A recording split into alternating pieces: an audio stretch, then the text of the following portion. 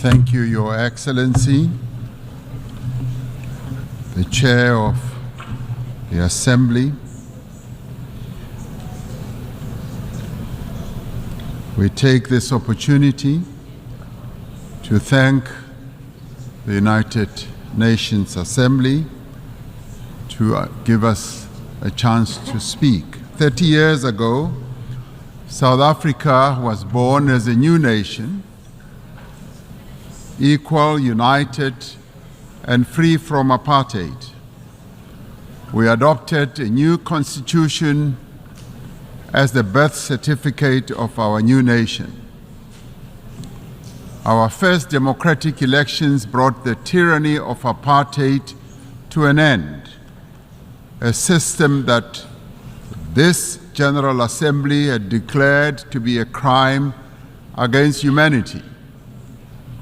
In adopting Resolution 2202A in 1966, as later endorsed by the Security Council in 1985, the United Nations was a beacon of hope in our quest for justice.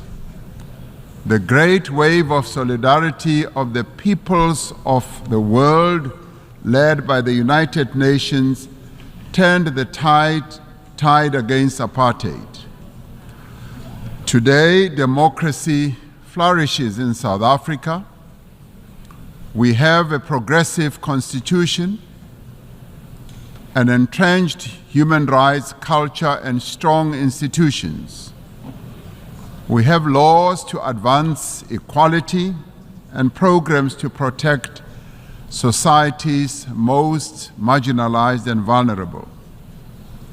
We continue to transform our economy so that it is in a more competitive position to create jobs, to attract more investment, and that it should benefit all.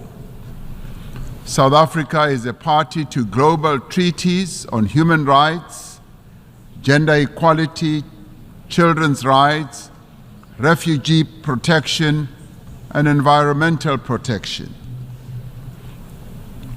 A few days ago, South Africa also endorsed the pact that charts the course for a better future for global governance and towards the attainment of the Sustainable Development Goals. As signatory to the Paris Agreement, we are contributing our fair share towards the global effort and have a just energy transition plan to guide our carbon journey and climate resilient development.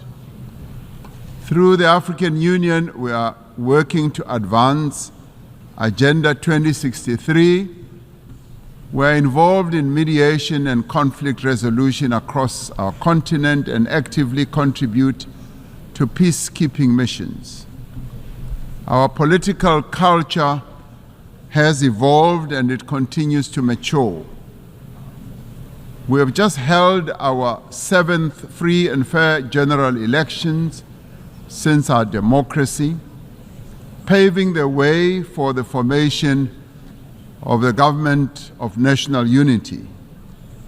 10 political parties have coalesced around a common agenda for economic growth, job creation, poverty eradication, and sustainable development. South Africa is in a new era, an era of great promise. In what some have called our second miracle, South Africans of all races have rallied behind the Government of National Unity. We are making headway in resolving some of our most pressing challenges. Our economy has started to improve, and investor confidence is on the rise.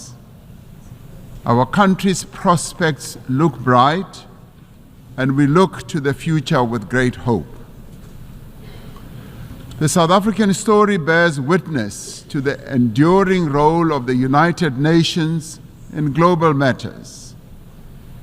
In supporting our struggle, the United Nations affirmed the principles of the UN Charter, the fundamental human rights, the dignity and worth of every person, and the equal rights of nations large and small.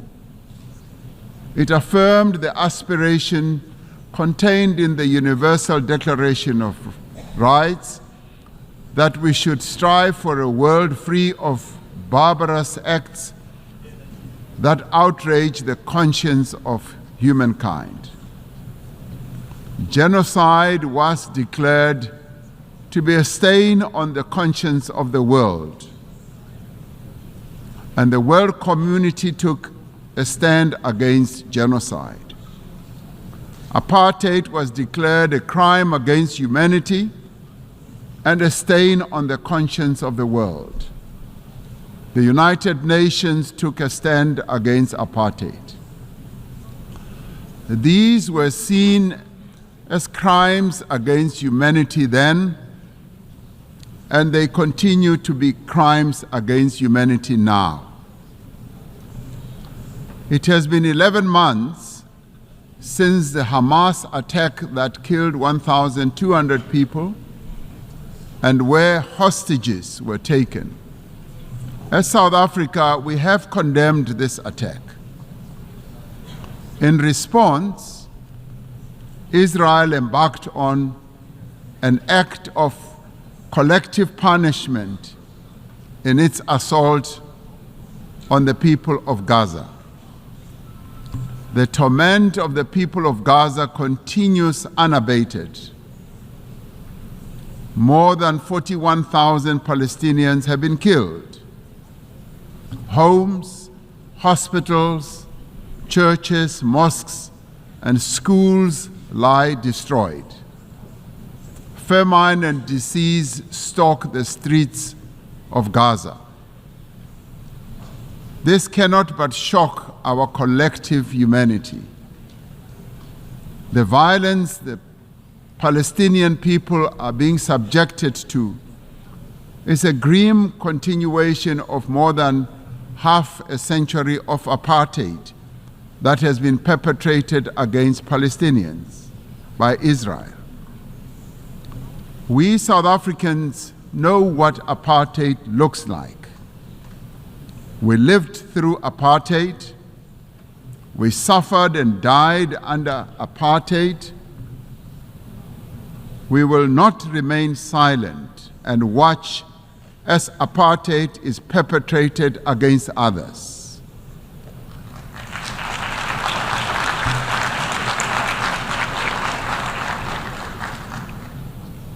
Through the United Nations and the instruments it wields, we must end the suffering that Palestinians are being subjected to. We are called upon to uphold the principles of the UN Charter and to uphold consistently and in their entirety the fundamental tenets of international law. International law cannot be applied selectively. No one state is more equal than any other. In December last year, South Africa approached the International Court of Justice, seeking an order to prevent Israel from committing genocide against the people of Gaza. We did so in terms of our obligations as a state party to the Convention on the Prevention and Punishment of the Crime of Genocide. As South Africa, we welcome the support that a number of countries have given to the case that we have launched at the ICJ. The ICJ's orders make it clear that there is a plausible case of genocide against the people of Gaza. They further make it clear that states must also act to prevent genocide by Israel and to ensure that they are not themselves party to the violation of the Genocide Convention by aiding or assisting in the commission of genocide. We reiterate our call for an immediate ceasefire and for the release of all hostages. The only lasting solution is the establishment of a Palestinian state, a state that will exist side by side with Israel, with East Jerusalem as its capital. Our moral conscience further demands that we exert every effort to bring peace also to other countries, especially the eastern part of the Democratic Republic of the Congo, to Sudan, to Ukraine, and other parts of the African continent. We must realize the aspirations of the people of Western Sahara to self-determination. Achieving and maintaining peace and security requires the collective will of the community of nations gathered here. It requires that the UN Security Council should be a more representative body and inclusive. 78 years since its formation, the structure of the United Nations Security Council remains largely unchanged. Africa and its 1.4 billion people remain excluded from its key decision-making structures. This cannot continue. The Security Council has not fulfilled its mandate to maintain international peace and security. The UN Security Council must be reformed as a matter of agency.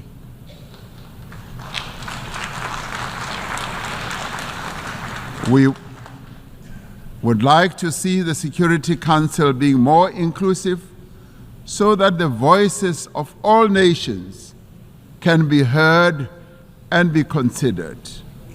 It cannot remain an exclusive club of just 5 nations to the exclusion of the many nations in the world.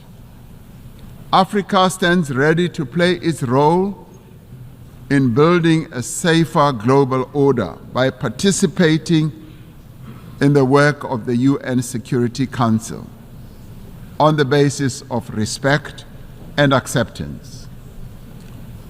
The African Union and its member states are engaged in mediation, in dialogue and diplomacy across our continent to create conditions under which peace and development can take hold. There must be greater collaboration between the United Nations and the African Union towards resolving a number of conflicts and also in addressing the root causes of conflicts that continue to rage. Pandemics and endemics pose a serious threat to us all. We are concerned by the spread of mpox across the world and in Africa in particular. We urge the international community to mobilize vaccines and other medical countermeasures for deployment where they are most needed. Economic prosperity is key to sustainable peace. Through the Africa Continental Free Trade Area, we are establishing the foundation for a massive increase in trade and investment and infrastructure in our continent. The AFCFTA will further integrate regional economies and accelerate Africa's industrialization and economic growth. The climate crisis is now a full-blown climate emergency in the world. It impacts very devastatingly to both countries and citizens of many countries. Extreme weather, such as flooding, fires, and droughts, are becoming wreaking havoc on societies, economies, and the livelihoods of ordinary people. Despite being least responsible for climate change, developing economy countries, and particularly African countries, are bearing the brunt of what they did not create and are in the front line.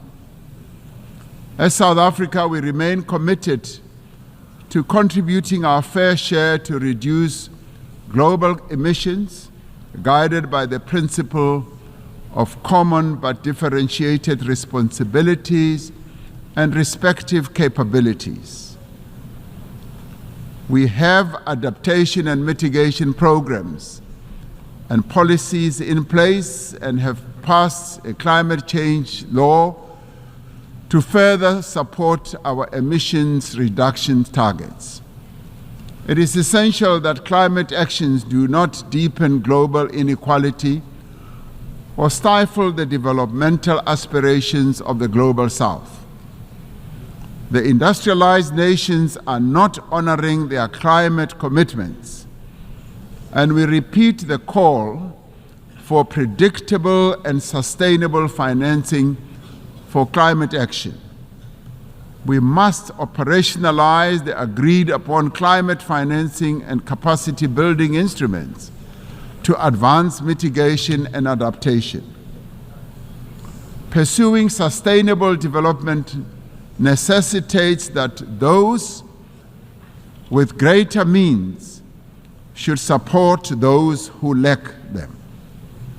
The world faces annual financing gap of some $4 trillion to achieve sustainable development.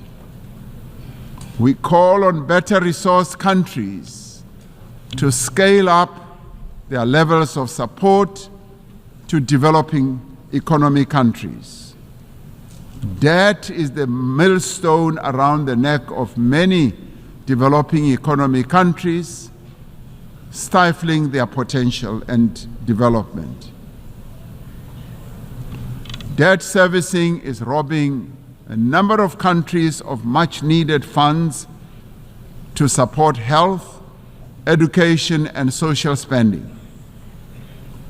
South Africa endorses the United Nations Secretary General's call for the reform of the global financial architecture to enable developing economy countries to lift themselves out of the quicksand of debt. We must commit to systems for financing development that are more accessible, agile, and equitable. In 2025, South Africa will assume the presidency of the G20. We will use this important role to advocate for the peoples of Africa and all of the Global South, for their development and advancement. South Africa welcomes the adoption of the Pact for the Future and congratulate our sister country, Namibia, as well as for the Federal Republic of Germany for having ably steered the United Nations towards the adoption of the resolution in this regard.